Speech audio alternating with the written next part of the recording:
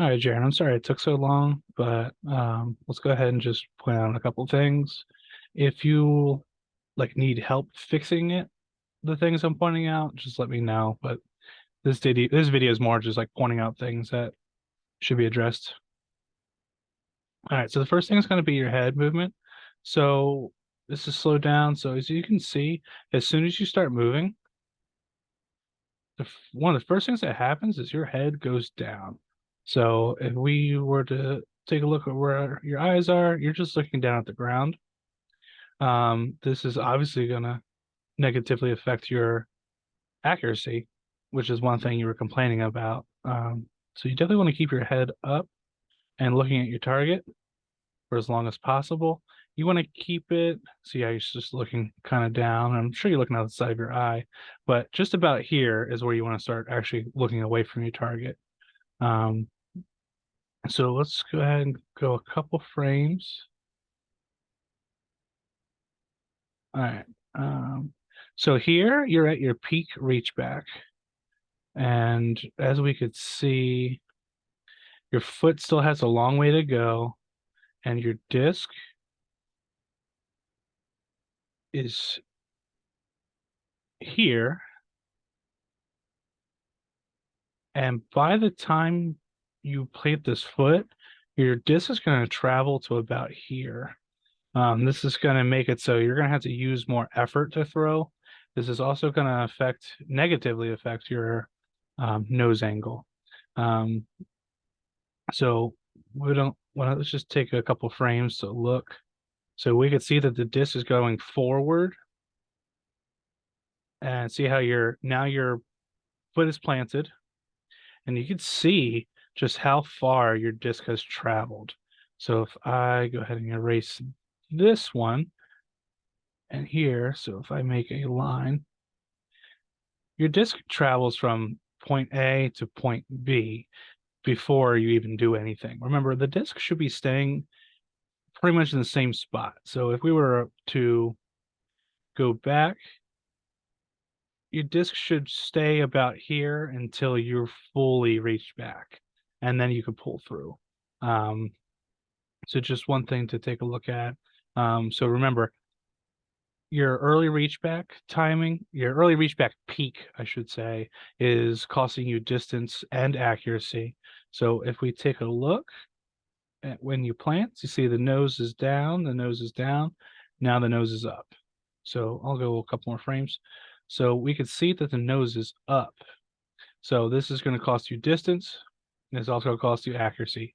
It's going to cost you distance because the disc is going to be less aerodynamic. It's going to cost you accuracy because your disc is going to act a little um, different than intended. It might be more wobbly, might have less stability, might have more stability. If there's wind, it's going to be affected by the wind significantly more. All right, so let's keep going. Um, One thing I also want to point out is while you're reaching back, let's look at your actual body. You're kind of hunched over your disc, so you're kind of too bent over, and like you're leaning um, to the side. Let's see.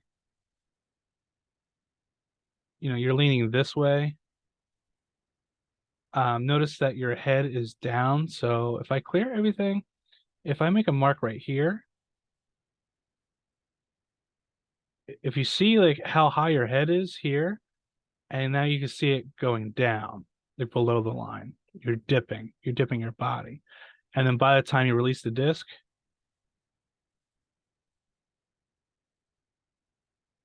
you're now above that line again. You're I also want to point out that your spine you're kind of vertical when you release the disc. You should be in this kind of position the whole time, just like kind of standing up tall, vertical. Um, so I do want to take a look at some shorter GIFs I made. So here's a emphasis on your head, so we can see you're looking down,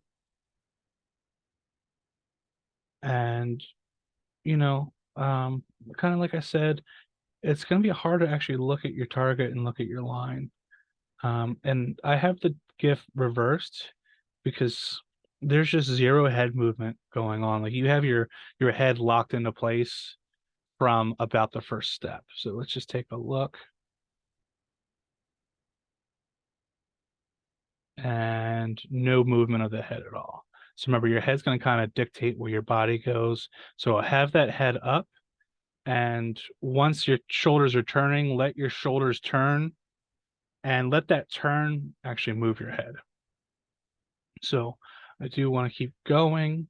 So I'm going to clear all these drawings. I want to take a look at your body rotation. So here's a GIF that's isolating your body rotation. Um, so the GIF starts at your peak reach back. So again, we can kind of see your timing misalignment. The GIF starts at your peak reach back, and we can see this foot then planting.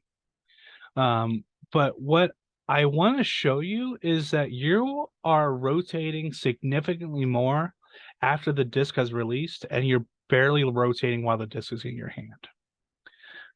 So I'm going to show you two things right now. I have two GIFs. One GIF is at your peak reach back, and it ends when the disc is about to eject out of your hand. The second GIF starts as the disc is ejecting out of your hand. So the first GIF is going to end where the second GIF starts. So let's just take a look. You're not really rotating your body too much. And remember, this GIF stops as the disc is coming out of your hand. So if we just watch this, like you are rotating, it's just not very much. Now, if we go to the second GIF, look how much you're rotating after the disc has actually left your hands. So if I can do a side by side, you notice that this is kind of backwards. You should be rotating significantly more to accelerate the disc before it leaves your hand. And this follow through you're doing is so like exaggerated that all this movement, none of it is going into the shot. So if we take a look, if I annotate where your body stops, so let's just make a solid dot. That was not a good dot. So you're kind of planting here, and I'll make a vertical line where your knee is. See how your knee is kind of stopping there? You should not go past this line. So if I do the same thing with the other GIF, as soon as it resets, here's the foot. And if I make a vertical line where your knee is, you see how you're just stepping through everything? And this is all just momentum that did not go into the shot. Just for reference, I want to show you a GIF of me. So let me clear these annotations. All right, so this video, I threw about 480 in a field.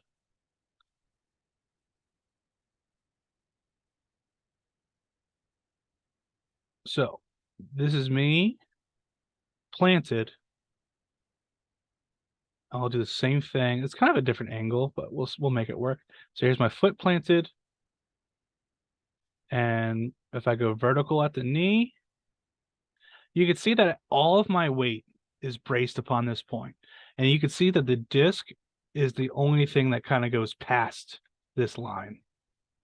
And if I just go a couple frames, you can see that I am just rotating on the line. You see how I'm barely going past it? And I'm like the middle of my spine is on the line. That's making it so all the momentum I built over here is going into the shot. So you can see that just my body's still on the line. The disc is coming out of my hand, and I'm rotating in place. But another thing that's important is look how much I rotate. So I'm peak reach back, And you can see like my foot placement is not perfect either. Um, and like my disc will travel forward as well. All right, so if we take a look how much I'm rotating, and then look how little I have to rotate after the disc is ejected. Do you see what I kind of mean? That like you're doing the opposite. You're rotating more after the disc is actually ejected. And I'm not, I'm doing most of my rotation, which is accelerating the disc before the disc is actually ejected. I hope that you can kind of see that. So if if we take a look, it's just you're doing a lot of rotation. You're doing all the work after the disc is gone, which is not what you want to be doing. And again, it's most of it's just in the brace. You don't want to follow through like this. You want to just let all the momentum stop. Um, I do want to compare our arms real quick. So if you take a look, um, here, you can see that my arm, I'm creating space between my arm and my torso, whereas we could see that your arm and your torso are very closed. This is going to reduce, what you're doing is going to create rounding. It's going to encourage strong arming the disc, and it's going to mess up your angles. Like, so you can see here, you're starting to round and you're pulling the disc with your arm, whereas, where did it go? Whereas with me, you can see I'm loose. There's space in between my arm, and as I plant, it's all my momentum in my feet that's making the disc travel forward. And you can also see that I can get my hips forward enough. Um, and also just take a look at like my follow through. I don't have to put my right foot on the ground. Like I could stand on one leg if I wanted to. You can see it just because I have all that energy just into the ground. You can see my heel is digging into the ground.